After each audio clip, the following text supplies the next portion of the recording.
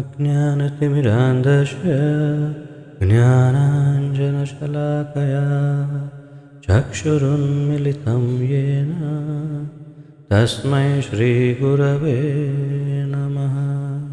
श्रीचैतन्यमनोभीष्टं स्थापितं येन भूतले स्वयं रूपकदा मह्यं ददाति स्वपदान्तिकं। वन्देऽहं श्रीगुरु श्रीयुतपदकमलं श्रीगुरुन् वैष्णवांश्च श्रीरूपं साग्रजातं सहगण रघुनाथान्वितं तं सजीवं साद्वैतं सावधूतं हरिजनसहितं कृष्णचैतन्यदेवं श्रीराधाकृष्णपादान् सहगण ललिता श्रीविशाखान्वितांश्च। हे कृष्ण करुणा सिन्धु दीनबन्धो जगत्पते गोपेश गोपिकान्त राधाकान्त नमोऽस्तु ते। तप्तकाञ्चन गौराङ्गी राधे वृन्दावनेश्वरी वृषभानुसुते देवी प्रणमामि हरिप्रिये। वाञ्छाकल्पतरुभ्यश्च कृपासिन्धुभ्य एव च पतितानां पावनेभ्यो वैष्णवेभ्यो नमो नमः। अनन्तकोटिवैष्णववृन्द की जय। नारायणं नमस्कृत्य नरं चैव नरोत्तमं देवीं सरस्वतीं व्यासं ततो जयमुदीरयेत्। शृण्वतां स्वकथा कृष्ण पुण्यश्रवणकीर्तनः हृद्यन्तस्तो यभद्राणि विधुनोति सुहृत्सतां। नष्टप्रायेषु अभद्रेषु नित्यं भागवतसेवया भगवती उत्तमश्लोके भक्तिर्भवति नैष्ठिकी। ॐ नमो भगवते वासुदेवाय। ॐ नमो भगवते वासुदेवाय। ॐ नमो भगवते वासुदेवाय। नमः ॐ विष्णुपादाय कृष्णप्रेष्ठाय भूतले श्रीमते जयपताका स्वामिन् इति नामिने। नमो आचार्यपादाय निताय कृपाप्रदायने गौरकथाधामदाय नगरग्रामतारिणे। नमः ॐ विष्णुपादाय कृष्णप्रेष्ठाय भूतले श्रीमते भक्तिवेदान्तस्वामिन् इति नामिने। नमस्ते सारस्वते देवे गौरवाणी प्रचारिणे निर्विशेषशून्यवादी पाश्चात्यदेशतारिणे। जय श्री कृष्ण चैतन्य प्रभु नित्यानंद श्री अद्वैत गदाधर श्रीवासादि गौर भक्तवृंद। हरे कृष्ण कृष्ण कृष्ण हरे हरे हरे राम राम राम हरे हरे। हरे कृष्ण कृष्ण कृष्ण हरे हरे हरे राम राम राम हरे हरे। हरे कृष्ण कृष्ण कृष्ण हरे हरे हरे राम राम राम हरे हरे।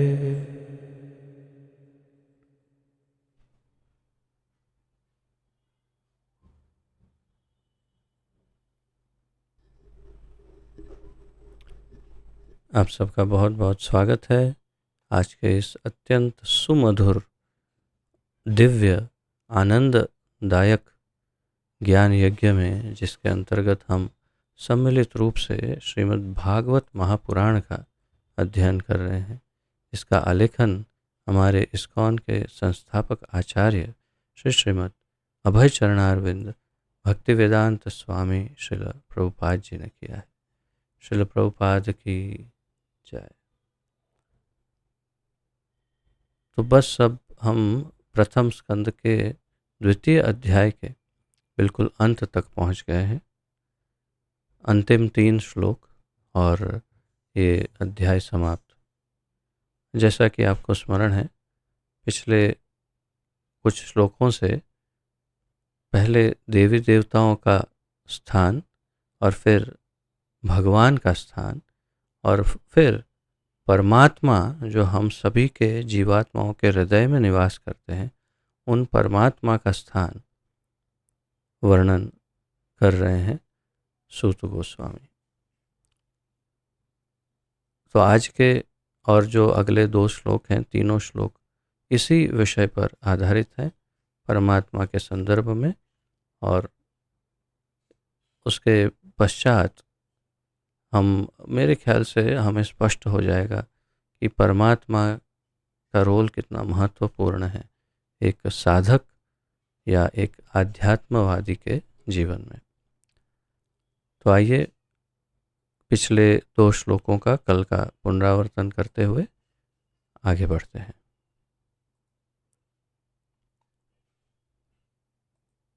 सब स्क्रीन देख पा रहे हैं, पढ़ पा रहे हैं?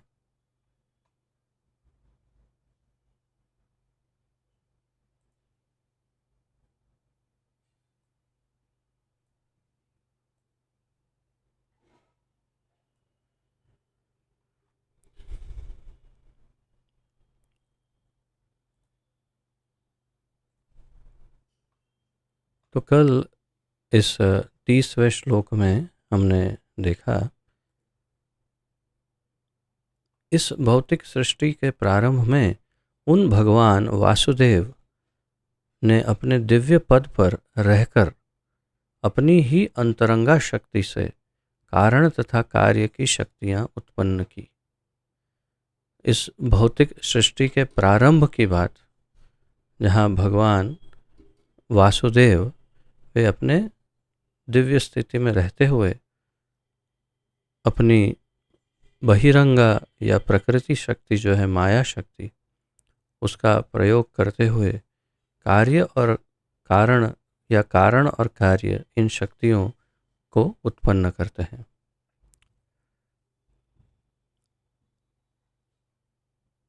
भौतिक पदार्थ की उत्पत्ति करने के बाद भगवान वासुदेव अपना विस्तार करके उनमें प्रवेश करते हैं।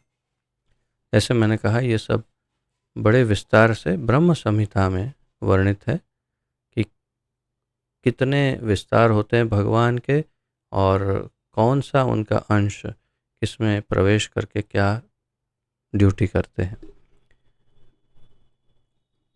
यद्यपि वे प्रकृति के गुणों में रहते हुए उत्पन्न जीवों में से एक जैसे लगते हैं, किंतु वे सदैव अपने दिव्य पद पर पूर्ण रूप से आलोकित रहते हैं।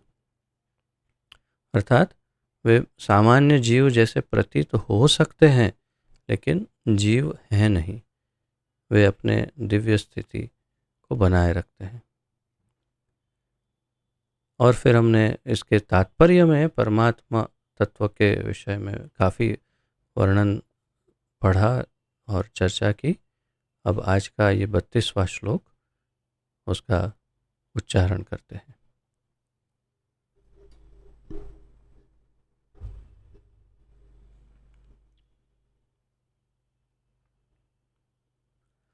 यथा ह्यवहितो वह्निर्दारुष्वेकः स्वयोनिषु नानेव भाति विश्वात्मा भूतेषु च तथा पुमान्। यथा ह्यवहितो वह्निर्दारुष्वेकः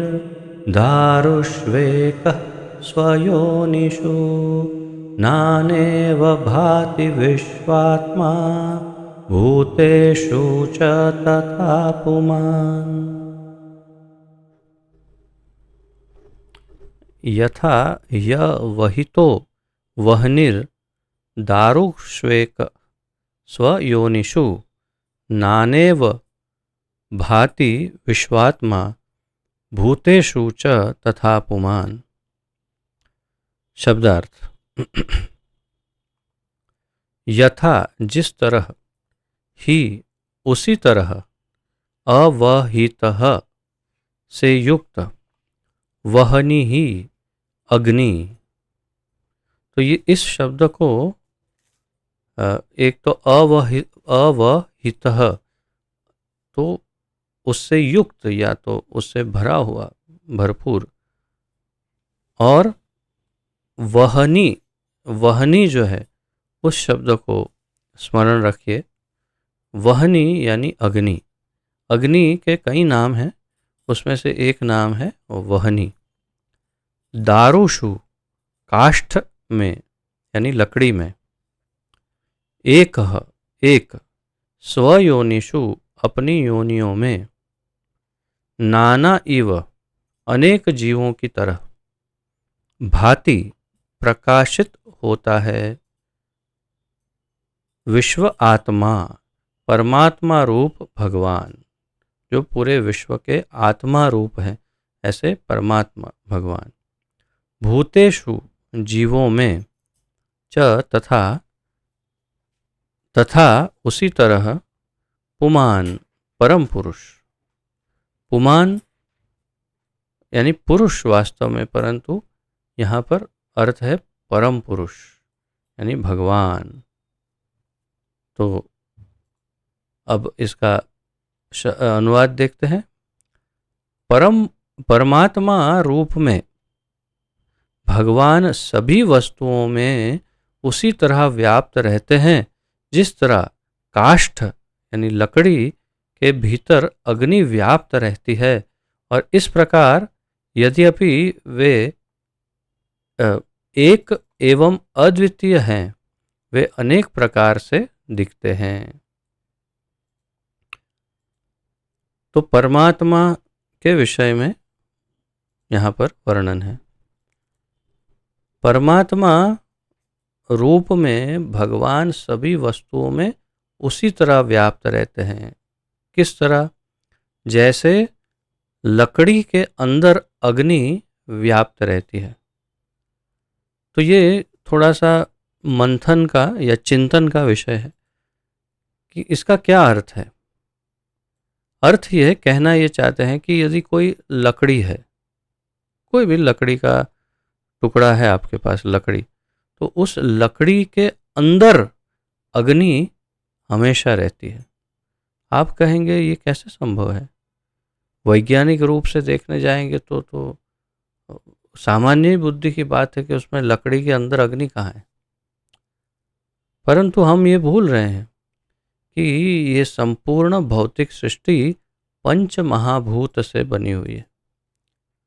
संपूर्ण भौतिक सृष्टि के अंदर 5 मुख्य तत्व है, और उसमें से उन 5 मुख्य तत्वों में से एक है अग्नि। हमारे शरीर के अंदर भी विविध प्रकार की अग्नियां हैं। जठराग्नि, ये पेट के अंदर जो एसिड है वो एक अग्नि का ही प्रकार है, जिसे जठर अग्नि कहते हैं। तो ऐसे अनेक प्रकार की अग्नियां, और उसमें से कोई एक अमुक प्रकार की अग्नि जो है वो लकड़ी में हमेशा रहती ही है। तो फिर वो उत्पन्न कैसे होती है? तो श्रील विश्वनाथ चक्रवर्ती ठाकुर समझाते हैं कि जंगल में जैसे जब दावानल होता है, तो दावानल अर्थात जंगल में लगी हुई आग, हमारे वहाँ तो बहुत कम होता है परंतु अमेरिका में बहुत ज़्यादा होता है। वहाँ जो जंगलों में और कभी घास के खेतों में उसमें आग लग जाती है। बीच में ऑस्ट्रेलिया में हुआ था मेरे ख्याल से, तो बहुत ही विशाल नुकसान हुआ और अमुक शहर पूरे के पूरे जल गए। तो ये दावाग्नि उत्पन्न कहाँ से होती है? कौन जाता है वहाँ आग लगाने के लिए जंगल में? कोई नहीं। तो कैसे उत्पन्न होती है?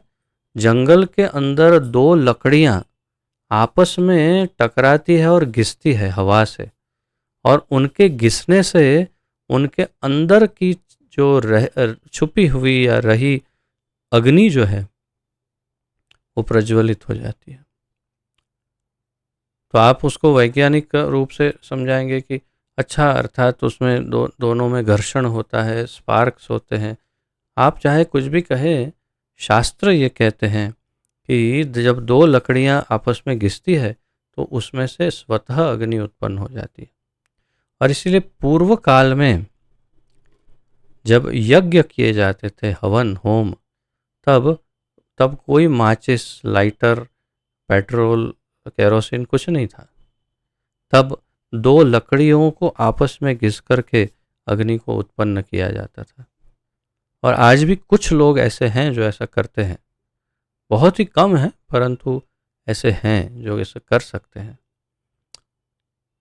तो अंदर ही है आग लकड़ी में, तो एक ही अग्नि सभी प्रकार की लकड़ियों के अंदर रहती है, और जब उन्हें घिसा जाता है तो उसमें से उत्पन्न होती है।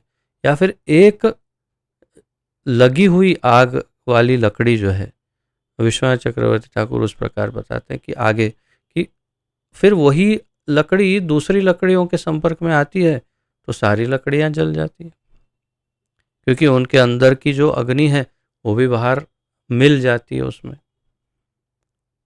खैर, वो किस संदर्भ में ये बात हुई वो हम आगे तात्पर्य में देखेंगे, उसका अर्थ बिल्कुल अलग है, परंतु लेकिन निश्चय ही सभी के अंदर एक ही अग्नि है जो विविध प्रकार की लकड़ियों में अलग अलग नजर आती है। तो यहाँ पर यही उदाहरण लेकर के समझाया गया है कि परमात्मा रूप में भगवान सभी वस्तुओं में उसी तरह व्याप्त रहते हैं जिस तरह काष्ठ लकड़ी के भीतर अग्नि व्याप्त रहती है।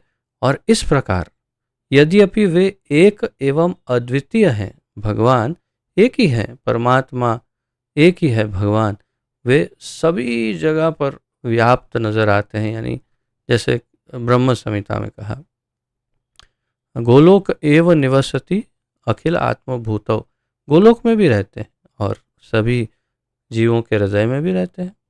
तो वे अनेक प्रकार से दिखते हैं, वे अनेक प्रकार से दिखते हैं। हर एक जीव के अंदर परमात्मा रूप में भी है, एक एक अणु अणु के अंदर भी वे बैठे हुए हैं। आगे प्रभुपाद जी समझाएंगे तात्पर्य में कि अणु परमाणु के यानी आधुनिक भौतिक विज्ञान के दृष्टिकोण से प्रभुपाद जी समझाएंगे। तो यहाँ पर यह स्पष्ट हो गया होगा, आशा है, कि परमात्मा रूप में भगवान सभी वस्तुओं में है, व्याप्त है, फैले हुए हैं सभी में। जिस तरह लकड़ी के अंदर की अग्नि व्याप्त है। अच्छा, अग्नि दिखती नहीं है, वैसे परमात्मा नजर नहीं आते और कोई विशेष कार्य करते हुए नजर नहीं आते, परंतु कल हमने देखा था भगवत गीता में कि उनका रोल क्या है, उपद्रष्टा, अनुमंता इत्यादि। तो वो ऐसा सब कार्य करते हैं जो 13.23 में हमने देखा था भगवत गीता, लेकिन नजर नहीं आते हैं। लेकिन नजर आ सकते हैं, या तो एक्टिवेट हो सकते हैं, एक्टिवेट यानी कार्यशील हो सकते हैं, उनके साथ बातचीत हो सकती है, संभव है, परंतु कैसे होगा वो आगे प्रभुपाद जी बताएंगे तात्पर्य में। तात्पर्य, पूर्ण पुरुषोत्तम भगवान वासुदेव अपने किसी एक पूर्ण अंश से सारे भौतिक जगत में विस्तार करते हैं और उनका अस्तित्व परमाणु ऊर्जा तक के भीतर देखा जा सकता है। तो आध्यात्मिक बात को भौतिक स्तर पर ले आए प्रभुपाद जी। पूर्ण पुरुषोत्तम भगवान वासुदेव यानी कृष्ण अपने किसी एक अंश के द्वारा सारे भौतिक जगत में, अच्छा क्यों किसी एक पूर्ण अंश के द्वारा, पूर्ण अंश यानी उनमें उस अंश में और कृष्ण में अंतर नहीं है, कृष्ण ही है समझिए, या उनका एक ऐसा अंश है जो उनके समान ही है भगवान के। एक ऐसा पूर्ण अंश क्यों कहा? अनेक ब्रह्मांड है, अनंत कोटि ब्रह्मांड, सभी ब्रह्मांडों के अंदर वे प्रवेश करते हैं एक एक अंश के द्वारा, और उसमें जाकर के फिर अपने आप को विस्तरित करते हैं और एक एक जीव के हृदय में भी रहते हैं, और फिर और अधिक विस्तरित होकर के एक एक अणु अणु के अंदर भी जाकर प्रवेश करते हैं। यदि कोई इस भ्रम में है कि वो भगवान बनने वाला है या वो भगवान है, तो ये है भगवत्ता, ये है भगवान की भगवत्ता। ये और वे चेतन है, चैतन्य है, वे संपूर्ण रूप से जागृत अवस्था में इस प्रकार सभी के हृदयों में और सभी अणुओं में निवास करते हैं। जैसे कहते हैं कि जब हिरण्यकशिपु ने पूछा कि तुम्हारा विष्णु भगवान इस खंबे में है, तो प्रहलाद ने तुरंत एकदम, अंग्रेजी में कहते हैं स्पॉन्टेनियसली, तुरंत ही उसी क्षण कहा हाँ है ना, क्यों नहीं है। सभी, मैं कह रहा हूँ जब कण कण में है तो फिर इस पिलर में, इस स्तंभ में, इस खंबे में क्यों नहीं है, बिल्कुल है। तो बाहर निकलने चाहिए फिर तो आपके विष्णु उसमें है, कह कर के हिरण्यकशिपु ने एक मुष्टि प्रहार मुक्का मार दिया उस स्तंभ पर। और कहते हैं कि वो नरसिंहदेव क्या पहले से वहाँ तैयार होके बैठे थे कि अब मेरा रोल आने वाला है, जैसे ड्रामा में हो, और देख लो बराबर मेकअप ठीक है, हाँ ये सब ठीक है ना, हाँ ये नाखून देखो, हाँ शेप सही है ना, उसको मारना है हिरण्यकशिपु। ऐसा नहीं है, अंदर उस स्तंभ के अंदर एक एक अणु अणु के अंदर नारायण बैठे ही हुए हैं। किसी भी एक अणु से प्रकट हो जाएंगे तो क्या फर्क पड़ने वाला है। स्तंभ के अंदर से किसी भी अणु को फाड़ करके बाहर निकल करके अपने रूप में आ जाएंगे। बहुत ही सरल है, क्योंकि जो प्रहलाद ने कहा वास्तव में वही सत्य है कि वे अणु अणु में है, कण कण में है। तो फिर उस स्तंभ के अंदर जितने कण हैं या अणु हैं, उन सभी में है, उसमें से कोई भी एक रूप में से निकल आएंगे, और सभी एक ही है। इसलिए उन्हें पहले से सब कुछ ज्ञात ही है कि उन्हें किस रूप में प्रकट होना है। तो नरसिंह देव के रूप में प्रकट हो गए, अर्थात वे विशेष रूप से उस स्तंभ में घुस करके बैठे थे, मेरा रोल आएगा, ऐसा नहीं था। तो यहाँ पर यही बात है कि वे परमाणु ऊर्जा तक के भीतर देखे जा सकते हैं।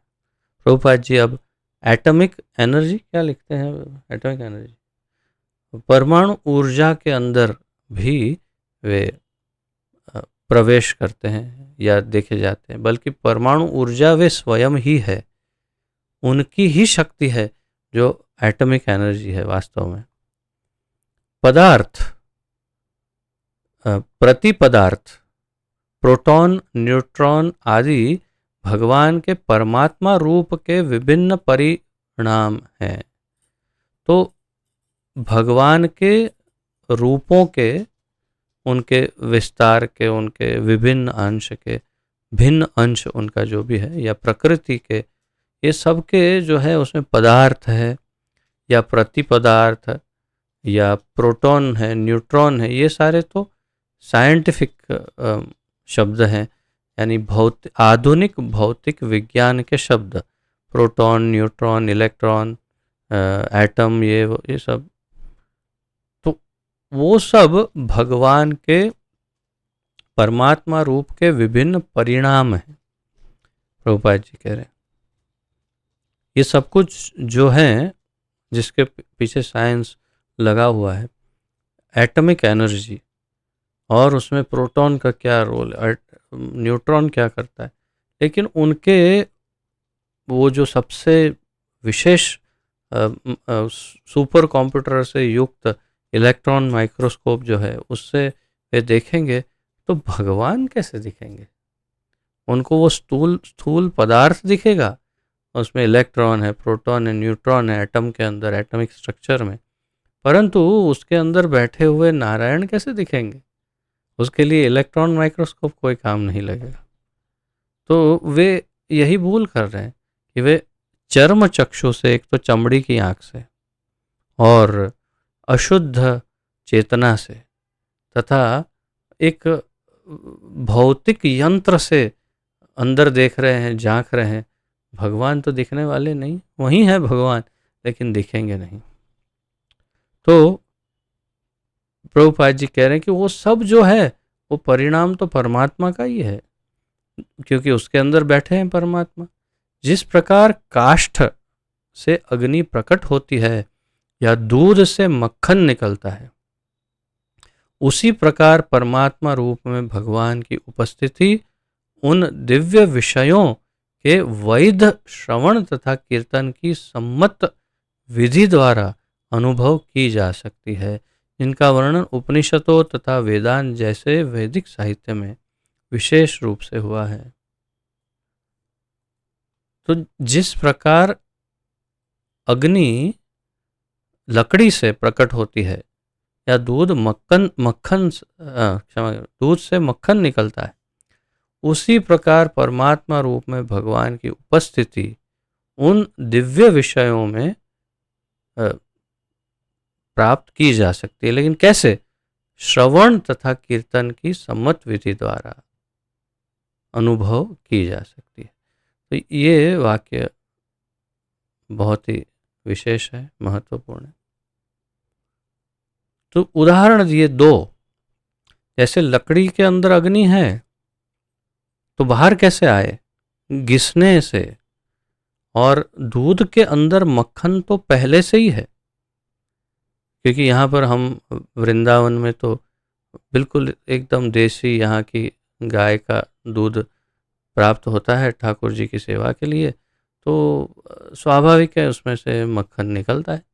और वो भी हम बिलौना जो होता है उससे मंथन करके, अर्थात उसी प्रकार जैसे वास्तव में निकालना चाहिए वैदिक प्रक्रिया के द्वारा जो बताया है, वैसे निकालते हैं मक्खन। तो कल की ही बात है, कल ही मुझे बड़ा इंटरेस्ट है इसमें, तो छाछ को मैं मथ रहा था, बिल्कुल छाछ है उसमें कुछ नहीं। और छाछ बनी किस में से है? वो बनी है यानी दही, वास्तव में दूध में से। उसमें कहीं मक्खन है, कहीं नहीं है। और उसको मैं मथ रहा हूँ 5 मिनट के अंदर तो एकदम से ऐसे मक्खन भर गया, पूरा बर्तन जो है वो एकदम गाढ़े मक्खन से भर गया।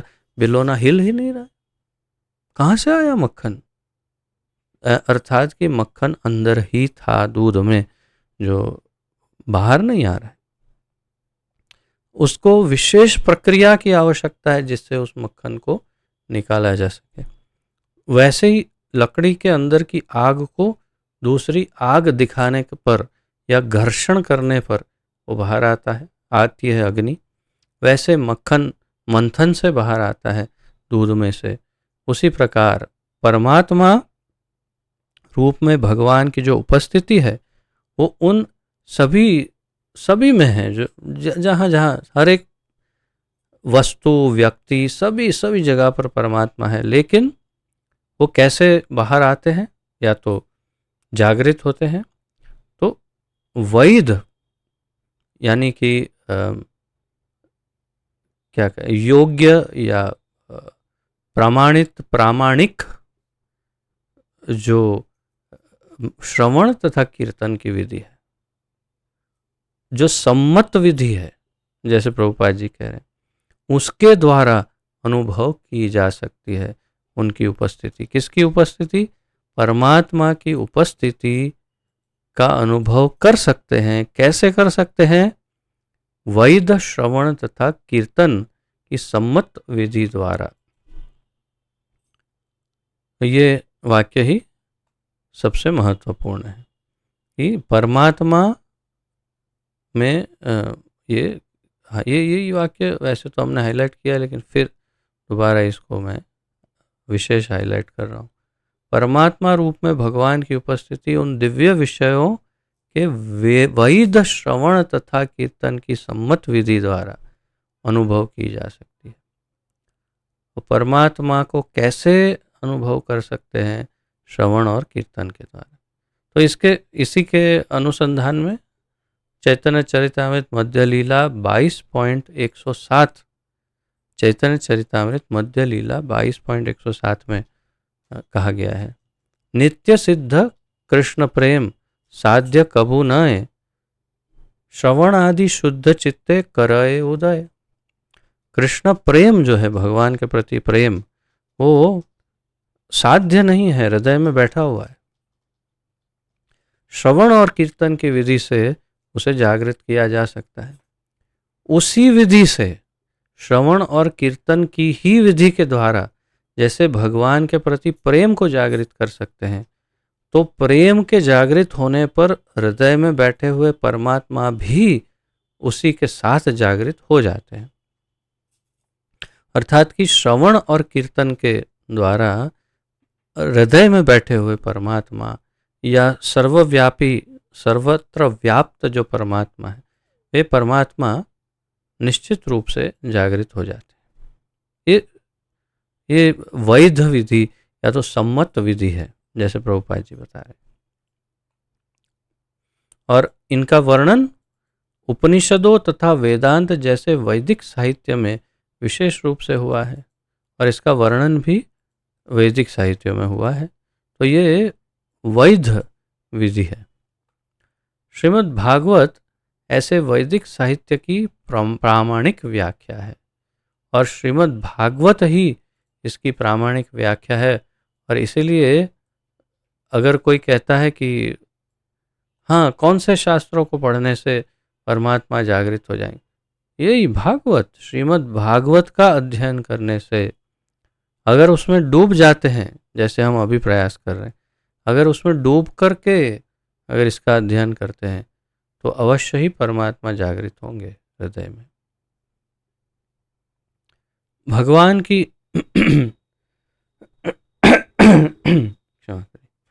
भगवान की अनुभूति दिव्य संदेश के श्रवण द्वारा की जा सकती है, और दिव्य विषय को अनुभव करने का एकमात्र यही तरीका है। भगवान की अनुभूति दिव्य संदेश के श्रवण द्वारा की जा सकती है, अर्थात भागवत के श्रवण द्वारा। और दिव्य विषय को अनुभव करने का एकमात्र यही तरीका है, एक ही यही उपाय है, अर्थात श्रीमद् भागवत का श्रवण अनिवार्य है। अगर आप आध्यात्मिक उन्नति करना चाहते हैं, आध्यात्मिक जीवन में प्रगति करना चाहते हैं, भगवान को प्राप्त करना चाहते हैं, दर्शन करना चाहते हैं, उनसे जुड़ना चाहते हैं, मुक्ति चाहते हैं, भागवत का अध्ययन और श्रवण अनिवार्य है। जिस प्रकार किसी अन्य अग्नि द्वारा जलाने पर काष्ठ से अग्नि प्रकट होती है, उसी प्रकार मनुष्य की दैवी चेतना अन्य दैवी अनुकंपा से ही प्रकाशित की जा सकती है। तो ये अत्यंत महत्वपूर्ण बात जो है उसे प्रभुपाद जी अब यहाँ कहने जा रहे हैं कि जैसे एक उदाहरण तो हमने देखा कि दो लकड़ियाँ आपस में घर्षित होती हैं और अग्नि उत्पन्न होती है। दूसरा तरीका है कि अग्नि उत्पन्न हो गई, उस जलती हुई अग्नि में दूसरी लकड़ियाँ डालते जाओ और सब जलती जाएगी। तो जो प्रज्वलित अग्नि है उसके द्वारा तो बहुत ही आसानी से दूसरी लकड़ियाँ जल जाएंगी। यही बात हम परमात्मा के संदर्भ में कैसे समझे? तो प्रभुपाद जी कह रहे हैं कि जिस प्रकार एक अन्य अग्नि द्वारा जलाने पर काष्ठ से अग्नि प्रकट होती है, उसी प्रकार मनुष्य की दैवी चेतना अन्य दैवी अनुकंपा से ही प्रकाशित की जा सकती है। अब इसका अर्थ क्या है कि हमारे अंदर दैवी चेतना को कैसे जागृत कर सकते हैं? तो दूसरा व्यक्ति जिसके अंदर ऐसी दैवी चेतना जागृत हो, उसके द्वारा ही हमारी दैवी चेतना जागृत की जा सकती है। अकेले अकेले अपने आप पेड़ के नीचे बैठे बैठे या रेलवे स्टेशन पर ऐसे बैठे बैठे नहीं, ऐसे नहीं, अपने आप दैवी चेतना जागृत नहीं होगी। उसके लिए कृपा चाहिए, कृपा चाहिए। कृपा यानी कि उस अन्य व्यक्ति, अब उस अन्य व्यक्ति का क्या नाम है जो हमें दैवी चेतना की अग्नि देते हैं और फिर हमारी अग्नि प्रज्वलित हो जाती है। श्रीमद् पूज्य गुरु काष्ठ रूप जीवात्मा में विनम्रता से श्रवण करने वाले कर्णों द्वारा समुचित दिव्य संदेश प्रविष्ट कराकर आध्यात्मिक अग्नि प्रज्वलित करा सकते हैं। केवल ये कार्य मात्र और मात्र श्री गुरु के द्वारा ही हो सकता है। तो श्रीमद् पूज्य गुरु जो है, शिक्षा गुरु, दीक्षा गुरु, वास्तव में या चैत्य गुरु, लेकिन पहले बाह्य रूप से गुरु जब प्रज्वलित करते अग्नि, फिर अंदर के चैत्य गुरु अर्थात परमात्मा आगे का काम फिर आगे भगाते हैं। लेकिन पहले उनको जागृत करने के लिए बाहर से एक व्यक्ति गुरु की आवश्यकता है। तो श्रीमद् पूज्य गुरु काष्ठ रूप जीवात्मा, लकड़ी जैसा जो जीवात्मा है, उसमें विनम्रता से श्रवण करने वाले कर्णों द्वारा, और जो विनम्रता पूर्वक सुन रहा है, जी गुरु जी बताइए, मैं आपका आदेश पालन कर रहा हूँ, श्रवण कर रहा हूँ, और मैं जो आप बोल रहे हैं उसे स्वीकार करता हूँ, अपना अहंकार बीच में नहीं लाऊंगा, नहीं मैं देखूंगा, मानूंगा कि नहीं अभी नहीं बोल सकता, नहीं, संपूर्ण शरणागति से, विनम्रता से जो श्रवण करने वाले कान हैं, उसके द्वारा समुचित दिव्य संदेश डालते हैं कान में कि हाँ देख भगवान ये है, ये है, ये है। और ऐसा दिव्य संदेश प्रविष्ट करवाकर आध्यात्मिक अग्नि प्रज्वलित करा सकते हैं, और उस अग्नि के द्वारा फिर परमात्मा भी जागृत हो जाएंगे। तो ये कार्य श्री गुरु का है, जो बहुत ही महत्वपूर्ण रोल है।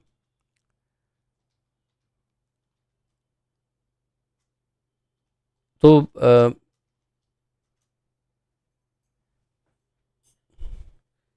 अतएव विनम्रता से सुनने की इच्छा के साथ ही समुचित गुरु के पास जाना चाहिए। तत्विद्धि प्रणिपातेन परिप्रश्नेन सेवया उपदेक्षन्ति ते ज्ञानम ज्ञानिनस् तत्वदर्शिनः। भगवान कहते हैं भगवद गीता, विनम्रता पूर्वक और सेवा करते हुए गुरु के पास, तत्वदर्शी गुरु के पास जा करके दंडवत प्रणाम करके उनके चरणों में सेवा अर्पण करके फिर विनम्रता पूर्वक पूछना कि गुरुदेव आप मुझे ज्ञान से प्रकाशित कीजिए, तब वे आपको ज्ञान प्रदान करेंगे। इस प्रकार धीरे धीरे दैवी अस्तित्व की अनुभूति हो जाती है। तो दैवी अस्तित्व जो है उसकी अनुभूति भौतिक, आधुनिक भौतिक उपकरणों से, पढ़ाई से, यंत्रों से, विचारों से या मंथन से, लॉजिक से, किसी से भी नहीं हो सकता, संभव नहीं है। इसकी यही विधि है, एकमात्र विधि है। क्या है? गुरु जब आपको दीक्षित करेंगे और योग्य ज्ञान आपको देंगे, उसके बाद ही आप भगवत तत्व को समझ सकते हैं और उस दैवीय जो अस्तित्व है उसकी अनुभूति भी कर सकते हैं। पशुता तथा मानवता का भेद इसी विधि पर आधारित है। मनुष्य ठीक से सुन सकता है जबकि पशु ऐसा नहीं कर सकता। तो जो मानवता है उसमें और पशु में धर्में ही तेषाम अधिको विशेषो धर्मेन ही न पशु भी समान।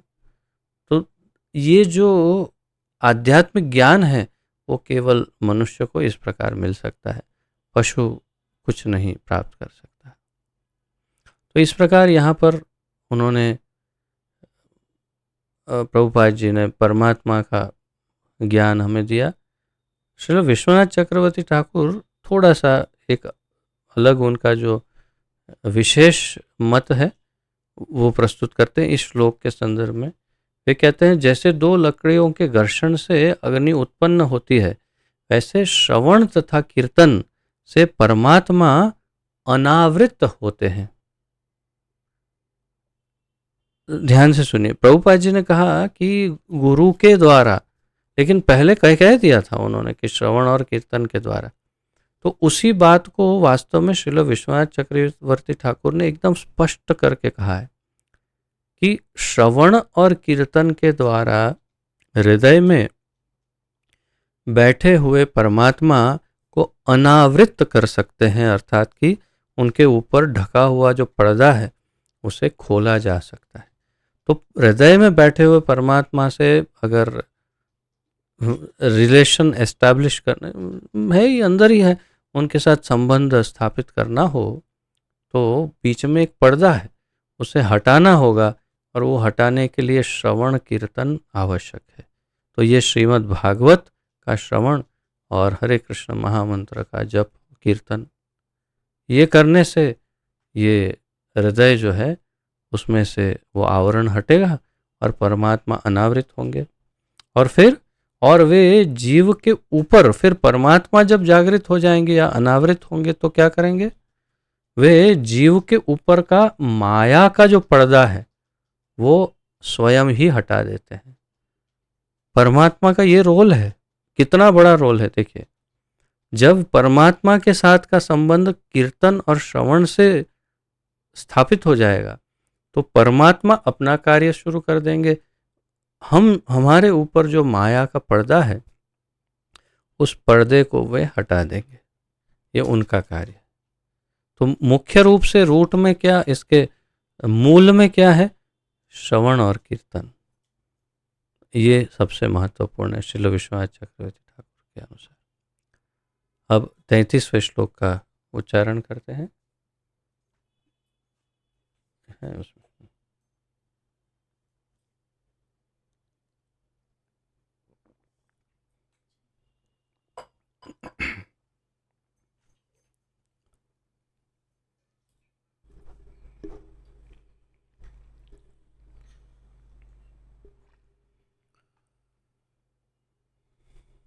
असौ गुणमयैर्भावैर्भूतसूक्ष्मेन्द्रियात्मभिः स्वनिर्मितेषु निर्विष्टो भुङ्क्ते भूतेषु तद्गुणान्। असौ गुणमयैर्भावैर्भूतसूक्ष्मेन्द्रियात्मभिः स्वनिर्मितेषु निर्विष्टो भुङ्क्ते भूतेषु तद्गुणान्। असौ गुणमयैर्भावैर् भूते सूक्ष्मेन्द्रियात्मभिः स्वनिर्मितेषु निर्विष्टो भुङ्क्ते भूतेषु तद्गुणान्।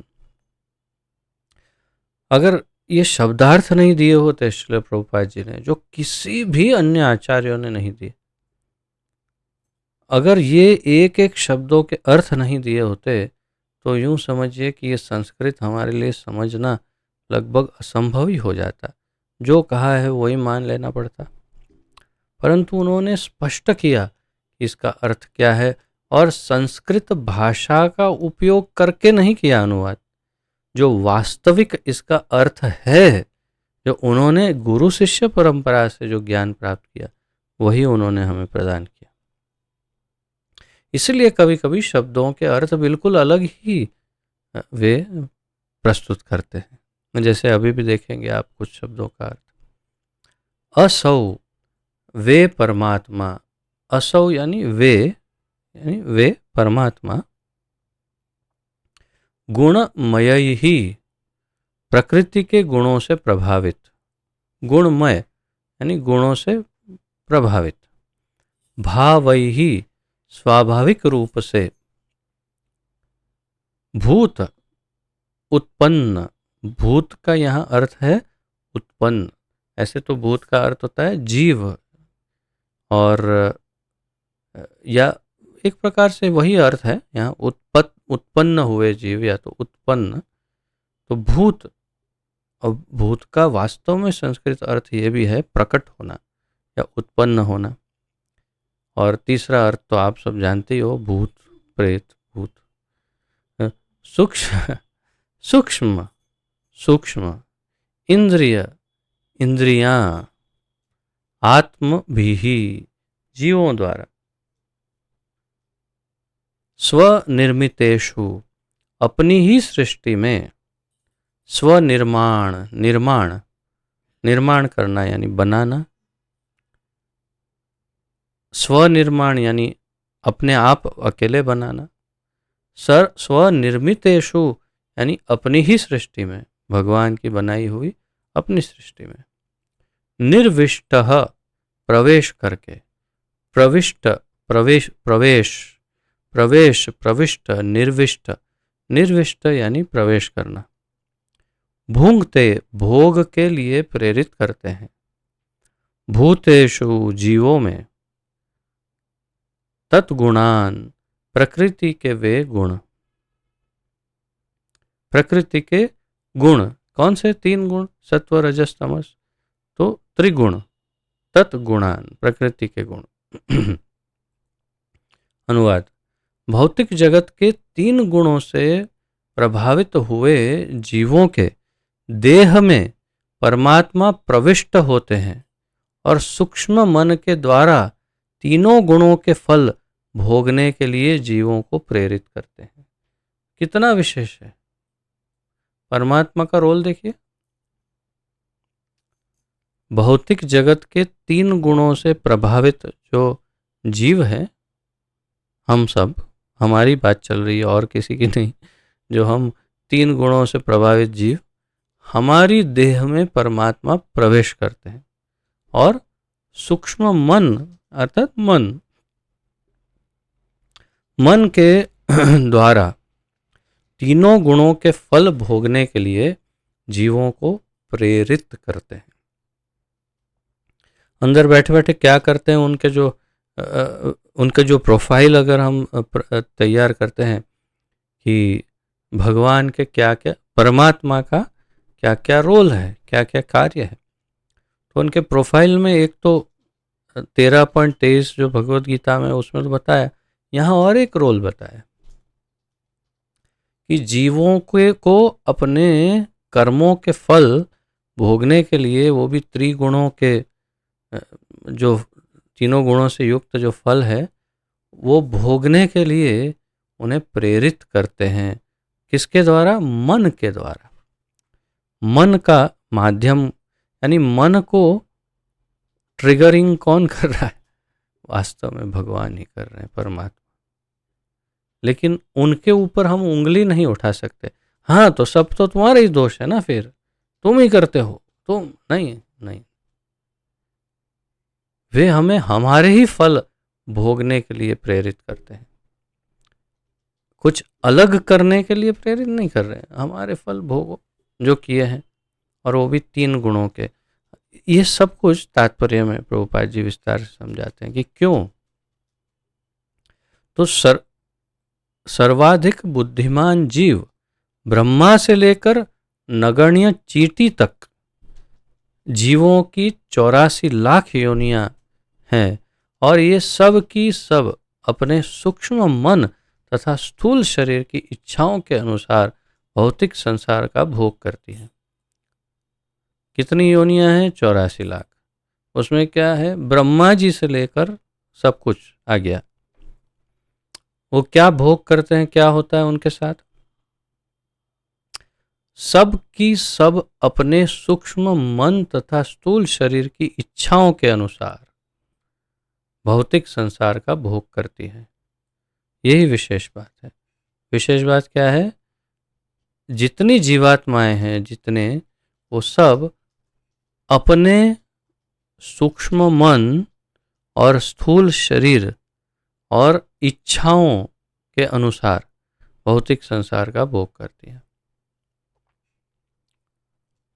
तो हम भोग क्या कर रहे हैं?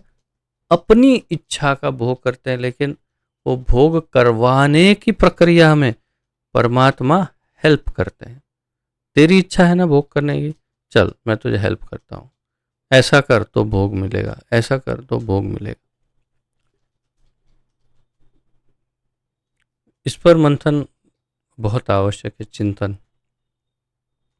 कि कभी भी हम दोषारोपण परमात्मा पर नहीं कर सकते कि क्यों ऐसा करते हैं। नहीं नहीं, हमारी इच्छा की पूर्ति में वे हेल्प करते हैं। हमारी इच्छाएं वैध है कि अवैध है? अवैध है। हमारी इच्छाएं अयोग्य है, अवैध है, क्योंकि भौतिक है। हाँ, अगर हमारी इच्छा उनकी सेवा की है तो एकदम वैध है, बिल्कुल परफेक्ट। तब भी वे ही हेल्प करेंगे कि चलो तो मेरी सेवा करनी है, मैं प्रेरणा देता हूँ। भौतिक संसार में भोग करना है, चलो मैं प्रेरणा देता हूँ क्या करना है। उनका ये रोल है। स्थूल भौतिक शरीर सूक्ष्म मन की अवस्थाओं पर आधारित होता है और इंद्रियां जीव की इच्छा अनुसार उत्पन्न की जाती है। ये और एक विशेष वाक्य है। तो स्थूल भौतिक शरीर जो है हमारे पास, ये जो है ये स्थूल भौतिक शरीर है। हाँ, ये सूक्ष्म मन की अवस्थाओं पर आधारित है। अर्थात मुझे ऐसा शरीर क्यों मिला है, मैं क्यों लंबा, छोटा, मोटा, पतला, काला, गोरा, काना, ऐसा क्यों ऐसा हूँ जैसा भी हूँ? क्यों हूँ? क्योंकि भौतिक शरीर सूक्ष्म मन की अवस्थाओं पर आधारित है। तो मन और अपने कर्म और अपनी इच्छाओं के से आधारित कैसा भी शरीर, कुत्ते का, बिल्ली का, कीड़े, घोड़े, गधे, देवता, दानव, किन्नर, गंधर्व, ब्रह्मा जी या सर्प, ये वो कुछ भी शरीर अपनी ही इच्छाओं के द्वारा हम प्राप्त करते हैं और अपने मन की चेतना के अनुसार। भगवान परमात्मा रूप में जीव को भौतिक सुख प्राप्त करने में सहायक बनते हैं, क्योंकि जीव अपनी इच्छा के अनुसार कोई भी भौतिक सुख प्राप्त करने में पूर्ण रूप से अक्षम है। यह है परमात्मा का रोल, यही है उनका विशेष रोल। भगवान परमात्मा रूप में जीव को भौतिक सुख प्राप्त करने में सहायक बनते हैं, क्योंकि जीव अपनी इच्छा के अनुसार कोई भी भौतिक सुख प्राप्त करने में पूर्ण रूप से अक्षम है। और फिर कहते हैं वह इच्छा करने वाला है और भगवान उसका नियमन करने वाले हैं। अंग्रेजी में एक कहावत है, man proposes, God disposes. Man proposes, मनुष्य इच्छा करता है और भगवान अनुमति देते, ठीक है करो, और दे देते हैं उसको, अगर योग्य है तो दे देते हैं। तो वह इच्छा करने वाला है और भगवान उसका नियमन करने वाला। अब इसी संदर्भ में बहुत ही विशेष श्रील विश्वनाथ चक्रवर्ती ठाकुर है, उनका बहुत ही विशेष इस पर एक बहुत सुंदर ढंग से उन्होंने इसका तात्पर्य लिखा है। इसी विषय को उन्होंने इतना सुंदर ढंग से क्रमबद्ध करके समझाया है, स्टेप बाय स्टेप। उन्होंने शुरुआत ऐसे की कि इस श्लोक के अनुसार देखें तो वास्तव में भोक्ता तो परमात्मा ही है। परमात्मा भोगता है, तो कैसे भोगते हैं? तो परमात्मा आनंद प्राप्त करते हैं या भोग करते हैं, ये परमात्मा का स्वभाव है और ये श्लोक में भी स्पष्ट है कहीं ना कहीं। परंतु जीव के माध्यम से करते हैं, डायरेक्ट नहीं करते हैं। ये ध्यान में रखने जैसा पॉइंट है। परमात्मा ही भोक्तारम यज्ञ तपसाम, एक तो वहाँ का प्लस उपद्रष्टा अनुमंता भर्ता भोक्ता महेश्वर। तो भोक्ता तो भगवान ही है, परमात्मा ही है, लेकिन डायरेक्टली इंद्रियों से भोग नहीं करते, वे जीव के माध्यम से अपना भोग करते हैं। अर्थात कैसे? तो सीधे इंद्रियों द्वारा नहीं, वे डायरेक्ट इंद्रियों के द्वारा नहीं, जीव वस्तुओं का भोग करके इस भौतिक वस्तुओं का भोग जीव करता है। हम सभी जो भी भौतिक वस्तुएं वो सब मोबाइल ये सबका हम भोग करते हैं और उसके द्वारा हम आनंद को प्राप्त करते हैं। उस आनंद में से वे अपना आनंद निकाल लेते हैं, अर्थात कि प्योरीफाइड फॉर्म में इसके शुद्ध रूप से जो निष्कर्ष निकल आया, उनको तो उससे ही मतलब है। उन्हें बाहर क्या उससे मतलब नहीं, अंदर जो आनंद मिला उसमें वे अपना आनंद प्राप्त कर लेते हैं। तो जिन जीव वस्तुओं का भोग करके आनंद प्राप्त करता है, पर परमात्मा ऐसा नहीं करते। वे अनुमति देते हैं केवल कि हाँ तू ये भोग कर, और उसमें से जो भोग में से आनंद आया उसमें से वे अपना आनंद निकालते हैं। ये उनका श्रील विश्वनाथ चक्रवर्ती ठाकुर के द्वारा इस प्रकार समझाया गया है। आशय यह है कि सारे जीव भगवान के अंश हैं, अतएव वे भगवान से अभिन्न हैं। तो ये तो आप 15.7 में भगवान कहते हैं भगवद गीता में, ममेवांशो जीव लोके लोके जीवभूत सनातन मन षष्ठानि इंद्रियाणि प्रकृतिस्थानि कर्षति इत्यादि। ममैव अंशो, मम एव अंशो, मेरे ही अंश हैं ये जीव। तो भगवान के अंश हैं जीव और भगवान से अभिन्न है। भगवद गीता में भगवान ने विविध शरीरधारी जीवों को अपना पुत्र कहा है। तो एक तो अंश होने के नाते, जो अंश जिसे किसे कहते हैं, जैसे आपका पुत्र है वो आपका अंश है, तो ममैव अंशो यानी जो भी अंश है वो पुत्र ही है। दूसरी जगह पर फिर स्पष्ट रूप से ये भी कहा कि मैं पिता हूँ, यानी कि 14.4 में भगवद गीता में 14वें अध्याय के 4थे श्लोक में कहते हैं, सर्वयोनिषु कौन्तेय मूर्तयः संभवन्ति याः तासां ब्रह्म महद्योनिर अहम बीजप्रदः पिता। अहम बीजप्रदः पिता, मैं बीज देने वाला पिता हूं। देखते हैं भगवद गीता में इसको, इस श्लोक को, सर्वयोनिषु कौन्तेय मूर्तयः संभवन्ति याः तासां ब्रह्म महद्योनिर अहम बीजप्रदः पिता। अर्थात हे कुंती पुत्र, तुम यह समझ लो कि समस्त प्रकार की जीव योनियां इस भौतिक प्रकृति में जन्म द्वारा संभव है और मैं उनका बीज प्रदाता पिता हूं।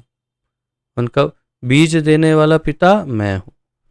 आप कहेंगे कैसे? बहुत ही सरल है समझना, बिल्कुल कठिन नहीं है। कैसे कैसे समझा जाए? तो उसको समझना इसलिए सरल है क्योंकि आपने वर्षा ऋतु देखी है। वर्षा ऋतु में जब वर्षा ऋतु होने से पहले जमीन को देखते हैं तो बिल्कुल कुछ भी नहीं होता, ना उसमें एकदम सीधी सरल सफ़ेद या जो भी मिट्टी या बिल्कुल सतह है उसकी बिल्कुल साफ, उसके ऊपर न कोई घास, न पौधा, न कीड़ा, न कुछ नहीं। वर्षा हो गई, थोड़े समय के अंदर उसके अंदर से अचानक ही बहुत सारे विविध प्रकार के पौधे उत्पन्न हो जाते हैं और बहुत सारे अलग अलग प्रकार के कीड़े उत्पन्न हो जाते हैं। ऐसे ऐसे कीड़े कि जो इतनी अधिक संख्या में उत्पन्न होते हैं कि हम पैर नहीं रख सकते। वह कहाँ से आते हैं? क्या वो कीड़ों के बीज या कीड़े छिप करके धरती के अंदर बैठे थे या उनके अंडे अंदर पड़े थे? क्या था धरती के अंदर? ऐसा क्या था कि पानी डालने पर वो कीड़े अचानक इतने सारे उत्पन्न हो गए, अभी इतनी बड़ी संख्या में, या इतने सारे अलग अलग प्रकार के घास, वनस्पतियां, वृक्ष आदि उत्पन्न होने लगे? कहाँ से आए?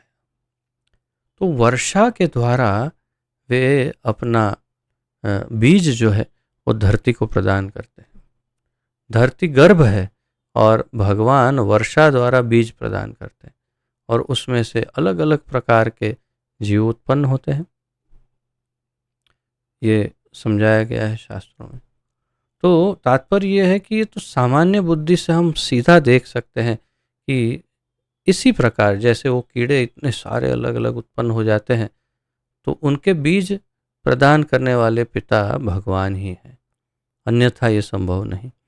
तो समस्त प्रकार की जीव योनियां इस भौतिक प्रकृति में जन्म द्वारा संभव है और मैं उनका बीज प्रदाता पिता हूं। तो प्रभुपाद जी यही कह रहे हैं कि भगवत गीता में भगवान ने विविध शरीरधारी जीवों को अपना पुत्र कहा है। पुत्रों के सुख एवं दुख परोक्ष रूप से पिता के भी सुख एवं दुख होते हैं। पुत्र का सुख पिता का सुख, पुत्र का दुख पिता का दुख। ये तो सामान्य बुद्धि की बात है, आप सबको अनुभव होगा। तो भी पुत्रों के सुख दुख से पिता प्रत्यक्ष रूप से प्रभावित नहीं होते और कभी प्रत्यक्ष रूप से जब पुत्र दुखी हो तो या सुखी हो तो पिता आवश्यक नहीं कि वो प्रत्यक्ष रूप से प्रभावित हो, अर्थात कि प्रति अक्ष, अक्ष यानी आंखें, प्रति यानी सामने, तो आंखों के सामने दिखाई नहीं देगा कि हाँ ये देखो ये भी दुखी हो गया, अरे देखो ये भी सुखी। नहीं नहीं, वो हृदय में होता है, भावनाओं में होता है उनके, और कभी कभी सामने भी आ जाता है, ऐसा भी नहीं कि नहीं आएगा। तो ये सामान्य सिद्धांत है, बड़ा सरल है और ये प्राकृतिक सिद्धांत है और ये भगवान को भी लागू होता है कि जब कल ही तो प्रश्न था ना कि हृदय में बैठे बैठे क्या परमात्मा दुखी होते हैं? बिल्कुल, यही उसका उत्तर है कि हमारे हृदय में बैठे हुए परमात्मा हमारे सुख दुख में सुखी और दुखी होते हैं। ये उसका सीधा सीधा यहाँ पर उत्तर प्रभुपाद जी ने दिया है। वे इतने दयालु हैं कि वे जीव के साथ परमात्मा रूप में निरंतर बने रहते हैं और जीव को वास्तविक सुख की ओर प्रेरित करते रहते हैं।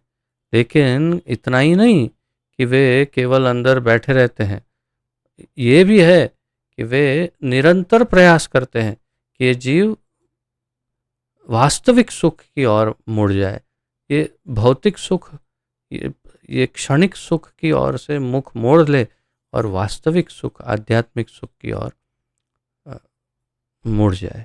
प्रयास करते रहते हैं भगवान, लेकिन हम मूढ़मती उन पर ध्यान नहीं देते। और फिर आज का अंतिम श्लोक, जो इस अध्याय का भी अंतिम श्लोक है, उसका उच्चारण करते हैं।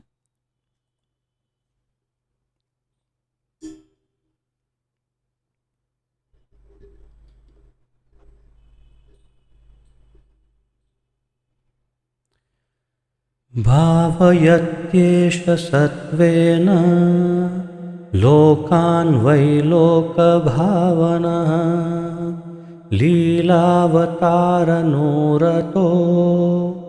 देवतिर्यं नरादिषु। भावयत्येष सत्त्वेन लोकान् वै लोकभावनः लीलावतारानोरतो देवतिर्यं नरादिषु।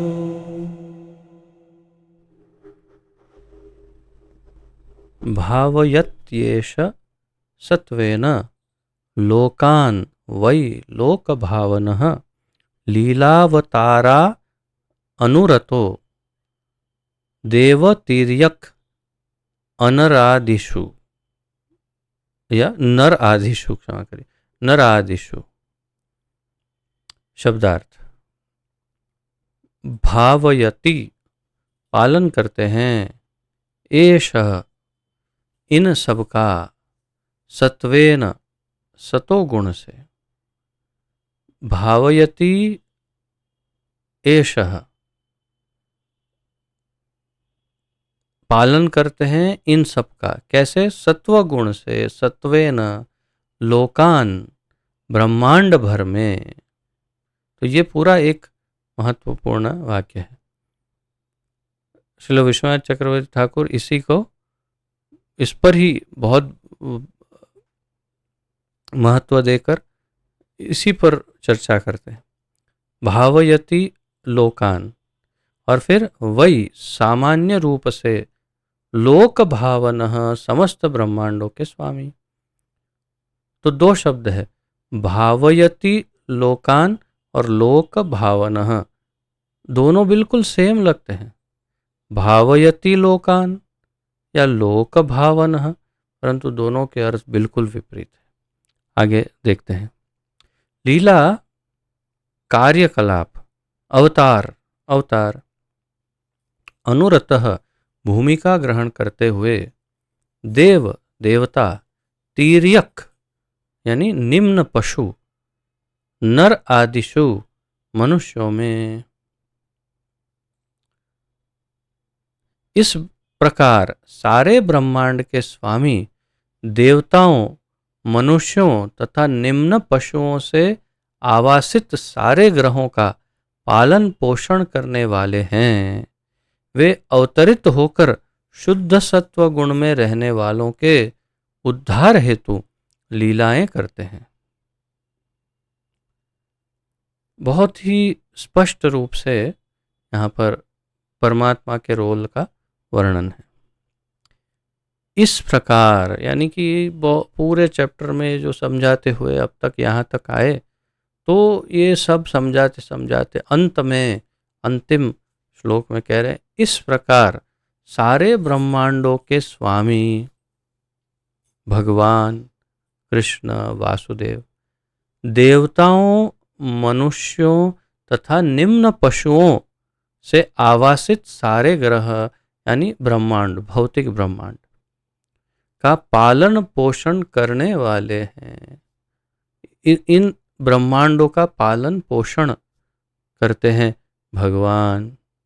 वे अवतरित होकर, अवतरण, अवतरण यानी नीचे उतरना, तो ऊपर से नीचे उतरते हैं। अवतरित होकर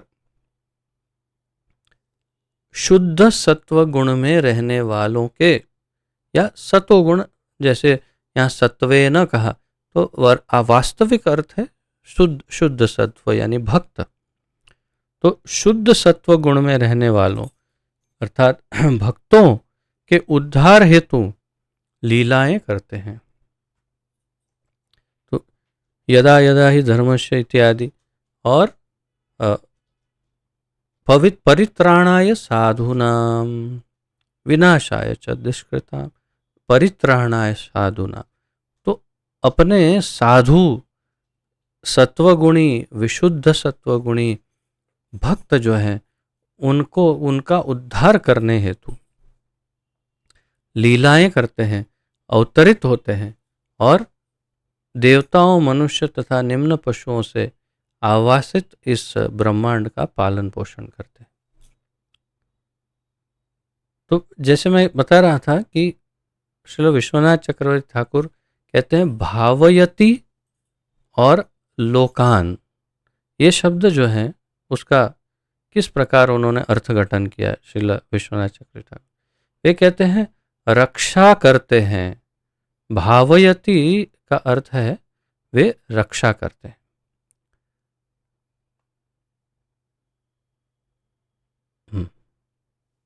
भावयति रक्षा करते हैं, लेकिन भावयति शब्द का एक और अर्थ संस्कृत में बनता है।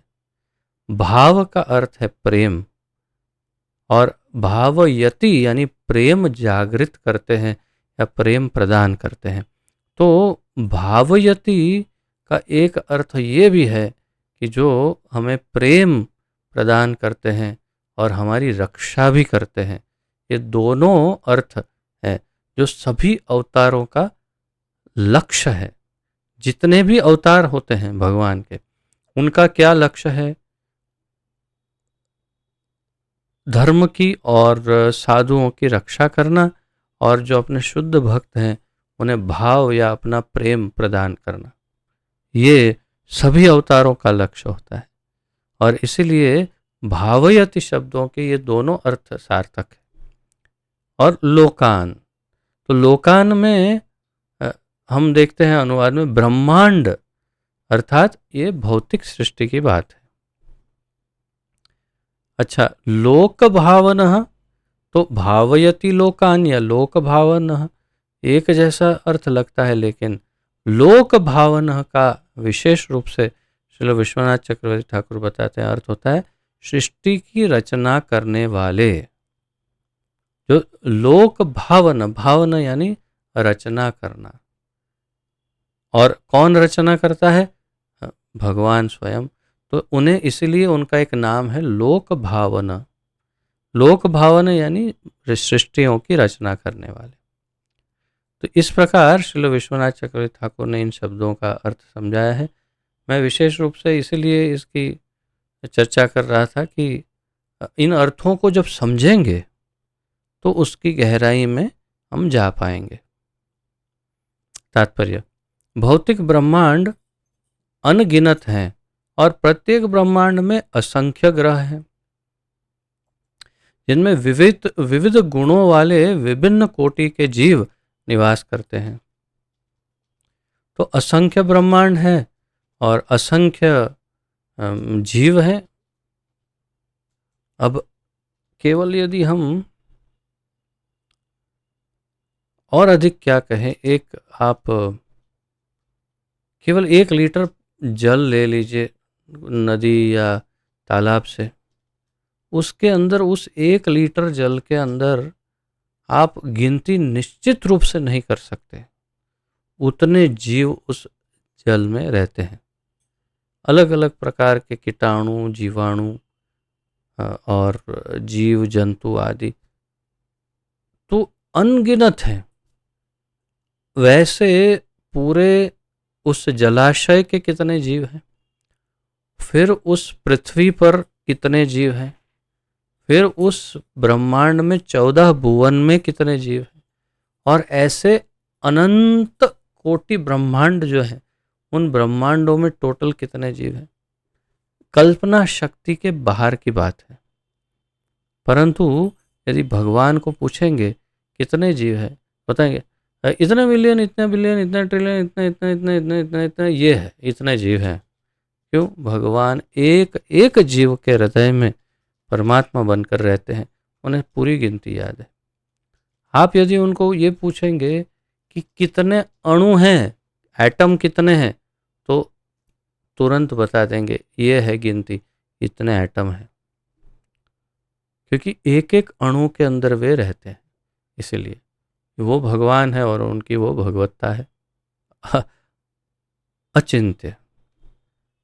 तो ये असंख्य ब्रह्मांडों की बात प्रभुपाद जी कह रहे हैं कि विविध गुणों वाले विभिन्न कोटि के जीव निवास करते हैं, जब सबके स्वभाव गुण अलग हैं।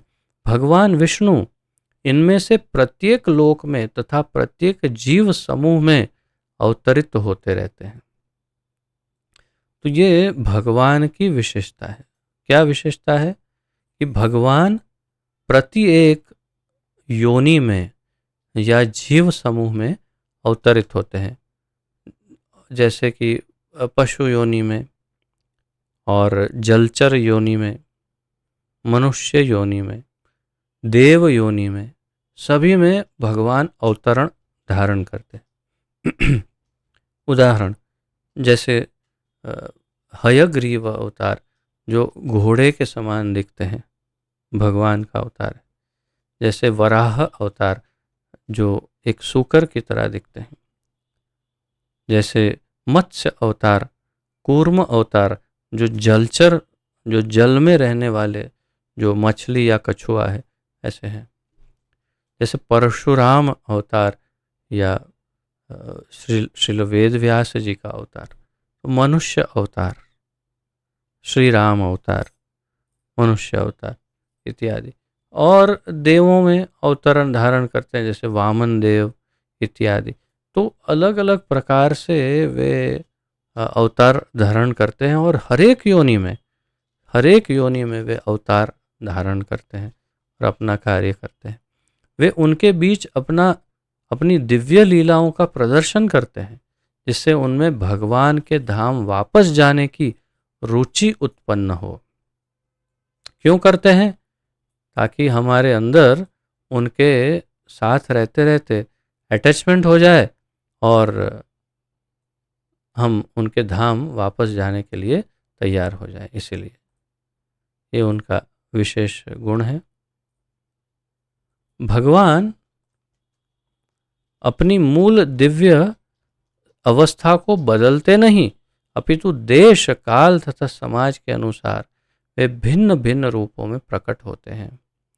भगवान की दिव्य अवस्था बदलती नहीं है, वे चेंज नहीं होते हैं। कोई कहे कि भगवान मत्स्य अवतार में आए, अब तो मछली हो गए ना, अब क्या है, अब तो उनके गुण बदल। भगवान भगवान ही रहते हैं, चाहे वे किसी भी योनि में प्रकट हो। कभी वे स्वयं अवतरित होते हैं तो कभी किसी उपयुक्त जीव को अपना प्रतिनिधि बनाकर उसे शक्ति प्रदान करते हैं, किंतु प्रत्येक दशा में प्रयोजन एक ही रहता है। भगवान चाहते हैं कि दुख उठाने वाला जीव उनके पास अर्थात भगवत धाम वापस आ जाए। तो कभी वे स्वयं अवतरित होते हैं, कभी उपयुक्त जीव को अपनी शक्ति प्रदान करते हैं या प्रतिनिधि बनाकर उसे भेजते हैं। अर्थात कभी स्व अंश पूर्ण अंश अवतार, कभी पुरुष अवतार, कभी लीला अवतार, कभी शक्ति आवेश अवतार, यानी किसी जीव को शक्ति दे करके अपनी शक्ति देकर अपना कार्य करते हैं। लेकिन महत्वपूर्ण ये है, प्रत्येक दशा में प्रयोजन एक ही रहता है। भगवान चाहते हैं कि दुख उठाने वाला जीव उनके पास अर्थात भगवत धाम वापस आ जाए। तो ये उनका मुख्य प्रयोजन है, एकमात्र उनका प्रयोजन यही है भगवान का। सारे जीव जिस सुख के पीछे दीवाने यानी व्यथित या पागल रहते हैं, वास्तव में ये शायद उर्दू शब्द है, वह असंख्य ब्रह्मांडों में और भौतिक ग्रहों के किसी भी कोने में कहीं भी प्राप्य नहीं है। जिस सुख को हम ढूंढ रहे हैं वो सुख इस ब्रह्मांड के किसी भी कोने में नहीं मिलेगा। जीव जिस शाश्वत सुख की कामना करता है वह केवल भगवान के धाम में ही उपलब्ध है, किंतु विस्मरणशील जीव भूल गया, प्रकृति के गुणों के वश में आकर भगवान के धाम के विषय में कुछ भी नहीं जानता है। हम सब भूल गए, ये हमारी मूर्खता है, क्या करें, भूल गए। तो ये हमारी मूर्खता है। अतः भगवान अपने धाम का संदेश प्रसारित करने के लिए स्वयं अवतरित होते हैं या ईश पुत्र के रूप में अपना प्रामाणिक प्रतिनिधि बनाकर आते हैं। तो भगवान क्या करते हैं, अपने प्रतिनिधि को भेजते हैं या स्वयं आते हैं, और वो प्रतिनिधि क्या करता है, वही भगवान का जो संदेश है वो प्रचारित करता है। ऐसे अवतार या ईश पुत्र भगवत धाम जाने के संदेश का प्रचार केवल मानव समाज में ही नहीं करते, बल्कि उनका काम सभी समाजों में, देवताओं में तथा मनुष्यों के अतिरिक्त अन्यों में भी चलता रहता है। तो ये जो संदेश है वे केवल मनुष्यों को नहीं देते, वे ये संदेश देवताओं में, किन्नर गंधर्व आदि में या अन्य लोकों में, अन्य योनियों में, सभी में वे अपना संदेश प्रसारित करते हैं। ये है दोनों का कार्य, या तो भगवान के अवतार का कार्य या फिर उनके द्वारा भेजा हुआ ईश पुत्र। प्रभुपाद जी ने इंग्लिश में क्या लिखा है ईश पुत्र? नहीं, जो आखिरी लाइन है ना उसको पढ़ो, last line.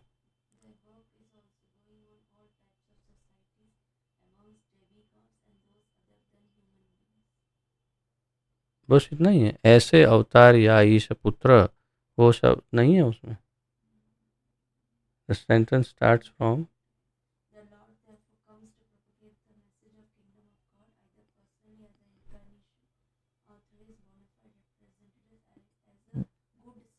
Good son of God, as a good son of God. Prabhupada ji लिखते हैं ईश पुत्र। तो जैसे उदाहरण लेना हो तो स्वयं पतित पावन जगत गुरु श्रील प्रभुपाद जी निश्चित रूप से वे इसी एग्जाम्पल, इसी उदाहरण में फिट बैठते हैं, क्योंकि वे या तो ईश पुत्र हैं या भगवान के शक्ति आविष्ट अवतार है, जिस प्रकार से उन्होंने प्रचार किया है और ये ज्ञान हमें प्रदान किया। और इनका कार्य वही है कि कहीं भी जाएंगे और सबका उद्धार करेंगे। बस तो इस प्रकार श्रीमद् भागवत के प्रथम स्कंद के अंतर्गत दिव्यता तथा दिव्य सेवा नामक द्वितीय अध्याय के भक्ति वेदांत तात्पर्य पूर्ण हुए। इति प्रथम स्कंधे द्वितीय अध्याय।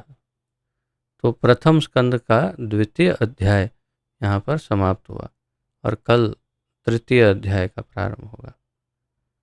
तो विशेष रूप से ये परमात्मा विषयक चर्चा हुई है आज और कल भी हुई थी। इस संदर्भ में यदि किसी का कोई प्रश्न, उत्कंठा आदि हो तो प्रस्तुत कर सकते हैं, कोई टिप्पणियाँ आदि, कमेंट्स तो भी प्रस्तुत कर सकते हैं। आपका स्वागत है।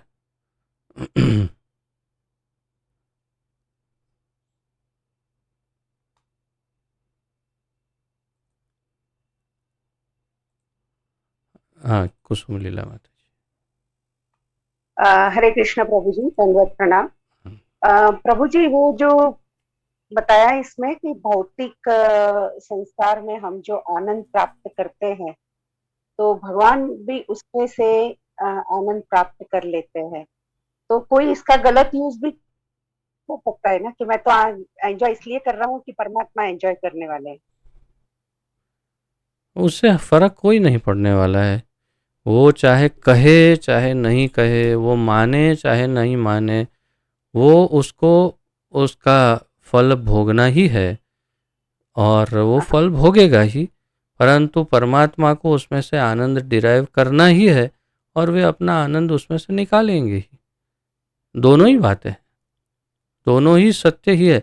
वो अगर कहे भगवान का नाम ले करके करे या ना करे, उसका अगर वास्तविक समर्पण नहीं है भगवान के नाम पर, तो उसे कर्म भोगना है।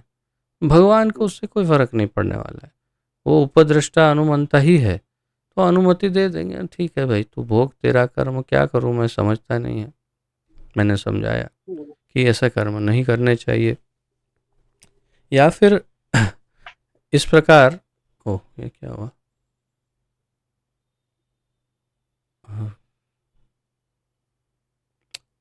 तो या फिर इस प्रकार वो अपने दुष्कर्म या सत्कर्म का फल भगवान को अर्पण भी कर सकता है। सत्कर्म करके और ऐसे कर्म के जो वैध कर्म है शास्त्रों के अनुसार, वो भगवान को अर्पण कर सकता है। हे प्रभु, ये सब मैं आपके लिए कर रहा हूँ। और कभी कभी इतना योग में, इतना या फिर भक्ति में इतनी उन्नत कक्षा पर कोई हो, तो ऐसे भी कार्य जो अवैध लगते हो, ऐसे कार्य भी करने पर वो संपूर्ण शुद्ध शरणागत अवस्था में हो, तो भी वो भगवान को सीधा ही अर्पण कर रहा है और उसे कोई फल नहीं भोगना पड़ेगा, लेकिन भगवान वो अपना जो उसमें से आनंद डिराइव करने का कार्य है या आनंद उसमें से संकर्षित करके वे जो निकाल लेते हैं वो तो भोगेंगे ही। हम चाहे जो भी कार्य करते हैं उनका अपना जो हिस्सा है वो उसमें से निकाल लेते हैं। अगर हमारी मनोदशा योग्य है तो भी ठीक है, नहीं है तो भी ठीक है, उससे उन्हें अंतर नहीं पड़ेगा, परंतु हमें बहुत अंतर हमें पड़ेगा। पड़ेगा। हमारी चेतना ही अधिक महत्वपूर्ण है इसमें। हम्म, हरे कृष्णा। हरे धन्यवाद। कृष्ण। और किसी का कोई प्रश्न या जिज्ञासा?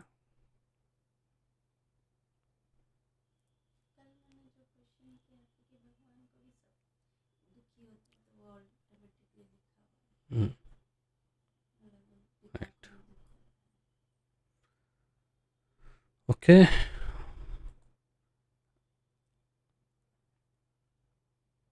तो फिर यहाँ पर विराम लेते हैं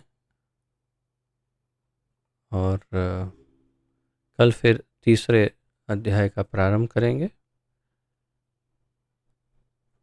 पतित पावन जगत गुरु श्रील प्रभुपाद की जय। पतित पावन गुरुदेव की जय।